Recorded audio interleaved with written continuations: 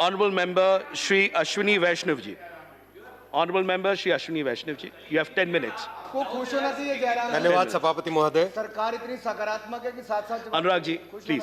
Anurag ji, please. सभापति महोदय धन्यवाद। 2 दिन से सदन में बजट पर चर्चा चल रही है। मेरे वरिष्ठ मित्रों ने बजट पे जितनी स्कीम्स हैं, जितने प्रावधान हैं, उसका विस्तार में वर्णन किया है। मैं उन बातों को नहीं दोहराऊंगा, समय की मर्यादा है। मैं केवल 3 बातें कहकर अपना वक्तव्य समाप्त करूंगा।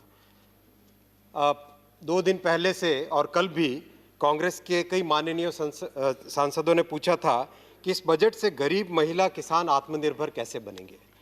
वाजिब सवाल है। 60-70 साल में आपने कभी ये सोचा भी नहीं कि कोई प्रधानमंत्री ऐसे आएंगे जो उस तबके के बारे में सोचेंगे और उस तबके को आत्मनिर्भर बनाएंगे, उस तबके को मजबूत बनाएंगे जिसके बारे में आपने कभी सोचा तक नहीं था। आप कहते हैं ये बजट अमीरों का है, पूरे देश को बेच दिया, इसको बेच दिया, उसको बेच दिया, कहीं गिनती गिनाते हैं 2 दूनी 4।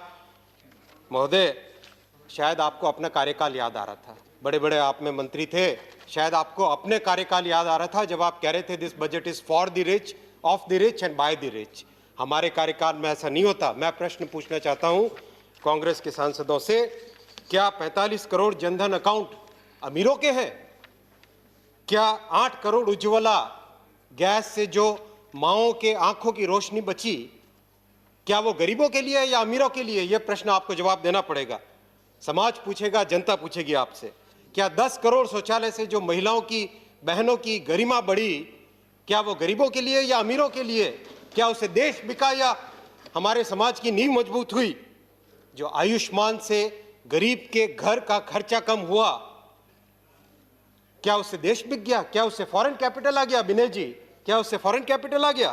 क्या पीएम आवास योजना से जो पक्के मकान बने, क्या वो 2 घरानों ने बनाए? क्या वो इंडस्ट्री ने बनाए? किस तरह के सवाल करते हैं जनाब? किसान सम्मान निधि डायरेक्टली किसानों के खाते में पहुंचती है आज। राशन कार्ड माइग्रेंट लेबर्स के लिए, याद कीजिए, कोई माइग्रेंट लेबर अगर एक जगह से दूसरी जगह जाता है तो उसका राशन खत्म हो जाता था। आज 1 नेशन 1 राशन कार्ड के स्कीम के तहत लेबर कहीं पर भी जाए उसको राशन की सुविधा मिलती है। माइक्रो इरिगेशन 50 लाख हेक्टेयर, क्या इससे किसान आत्मनिर्भर नहीं बनता है? सोलर ऊर्जा दाता 20 लाख फार्मर्स को सोलर पंप, क्या इससे किसान मजबूत नहीं बनता है? क्या बात करते हैं। ग्राम सड़क, पूज्य अटल जी ने ये स्कीम शुरू की थी। 2000 से 2014 में करीब 4 लाख किलोमीटर बनी। 2014 से आज तक 6 लाख किलोमीटर, जो 14 साल में नहीं हुआ उससे ज्यादा 7 साल में काम हुआ। ये क्या इंडस्ट्रियलिस्ट की बात करते हैं आप? थोड़ी जिम्मेदारी के साथ बात करनी चाहिए, लेकिन कुछ नहीं कर सकते। आपका स्वभाव ऐसा है, आपके संस्कार की बात है।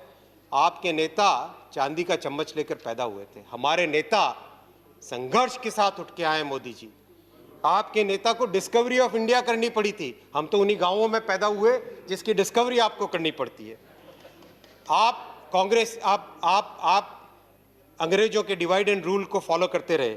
हमने सबका साथ, सबका विश्वास, मोदी जी ने ये मंत्र दिया, उस मंत्र पे हम चलते हैं। आपके नेता कहते हैं आलू डालो सोना निकलेगा।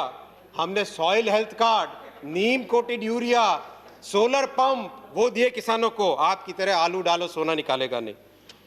आपके नेता कहते थे अक्साई चीन में क्या है, वहां घास का पत्ता भी नहीं उगता।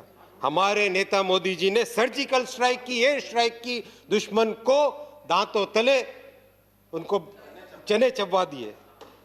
आपने 70 साल में रेगुलेशंस का मकड़ जाल बना के रखा।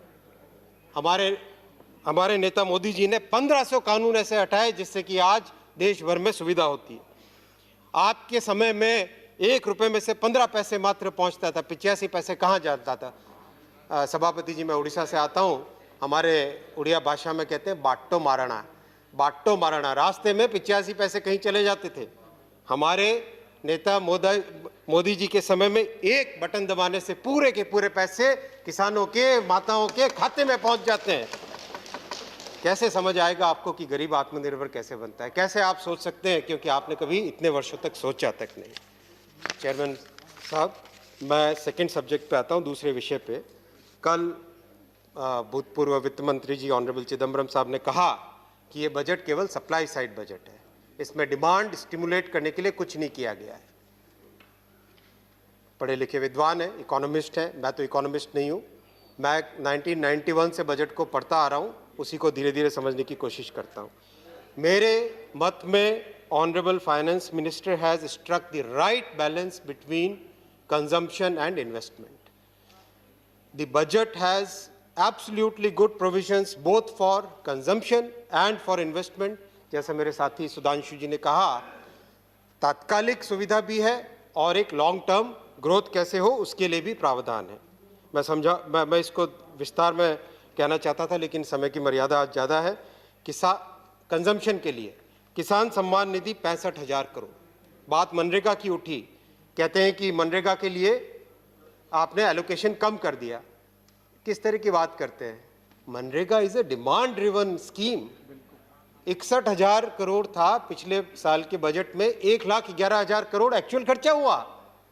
जहां जरूरत है, जहां डिमांड है लेबर के लिए, वहां पे मनरेगा के लिए ऑटोमेटिकली एलोकेशन बढ़ जाता है। इसमें भ्रमित करने की जरूरत नहीं है आप में से किसी को भी, विशेषकर प्लीज, इसमें स्टोरी नहीं, it's the reality. These are real numbers, these are real numbers. This year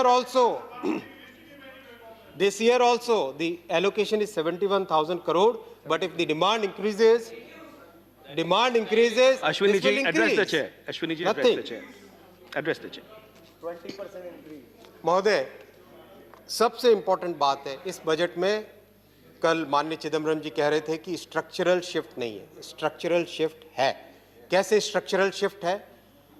5.5 lakh crore capital investment central government की स्कीम, सेंट्रल गवर्नमेंट के डिपार्टमेंट्स पे, और 2.2 लाख करोड़ यानी कुल मिला के 7.5 लाख करोड़ का कैपिटल इन्वेस्टमेंट इस देश के इस बजट में प्रावधान है।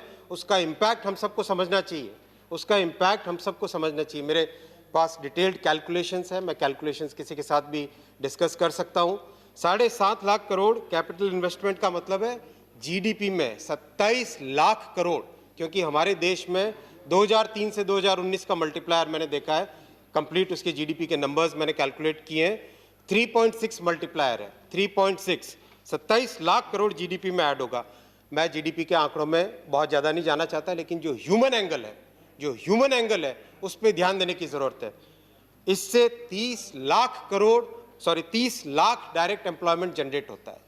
इनडायरेक्ट को अगर हम जोड़ते हैं 80 लाख, इस कैपिटल इन्वेस्टमेंट से 80 लाख डायरेक्ट और इनडायरेक्ट एम्प्लॉयमेंट जनरेट होता है। ये ह्यूमन एंगल है। Ashwini ji, please conclude. 1 minute, 2 minute sir.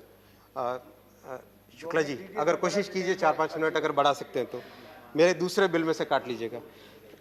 Taxes 3.3 lakh crore, wages जो सबसे इंपॉर्टेंट है 3.6 लाख करोड़ कामगारों के हाथ में जाएंगे, और एमएसएमई सेक्टर 16 लाख करोड़, इसका इम्पैक्ट जाएगा, एमएसएमई की डिमांड बढ़ेगी।